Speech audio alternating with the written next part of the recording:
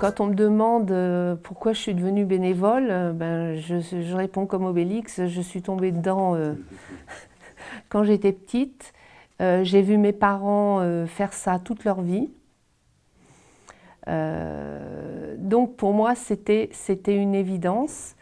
Après, notre situation professionnelle, familiale a fait que je n'ai pas pu poursuivre mon activité professionnelle parce que mon mari a été amené à travailler pendant 20 ans à l'étranger.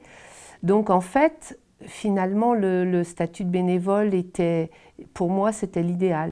Par contre, pour l'accompagnement fraternel, on a peu de bénévoles. C'est pas évident d'aller chez les gens. Et je dis toujours, il faut savoir s'oublier. On ne va pas chez les gens pour raconter notre histoire et pour leur dire « Ah ben moi je fais ci, moi je fais ça ». Les gens qui font appel à nous, souvent, 9 fois sur 10, une oreille suffit à les rassurer et à les raccrocher avec les services sociaux. Et en fait, c'est des gens, ils n'ont plus d'écoute. Ils n'ont plus d'écoute, donc ils sont perdus. Ils sont seuls.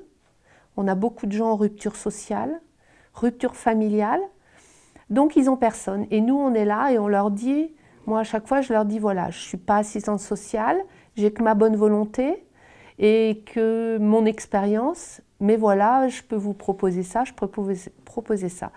Et en fait, on redonne de la confiance. Et c'est extraordinaire, les gens nous, on a l'impression de rien avoir fait, on a passé 1 heure avec eux, et quand ils vous serrent la main, ils vous disent merci, merci. Voilà, de savoir qu'ils ont un numéro de téléphone, savoir qu'on va toujours répondre, qu'on ne va pas leur dire à 4h30, je suis désolée, mais maintenant rappelez lundi matin. Il y a beaucoup de gens qui allaient chez le médecin, des fois, juste pour parler. On renouvelle une ordonnance, mais on passe un moment. Nous, on fait un peu ce rôle-là. Pour créer la confiance, je dirais que c'est à la fois simple et compliqué. C'est simple parce qu'on est extérieur au projet. Il y a la famille, il y a Réseau Ecohabitat. Nous, on est extérieur. Donc, c'est quelque part plus facile. Mais c'est compliqué parce que cette famille qui avait déjà subi des entrepreneurs pas très catholiques, on peut le dire, qui s'étaient fait avoir, étaient très méfiants. J'ai l'impression qu'avec Réseau Ecohabitat, j'ai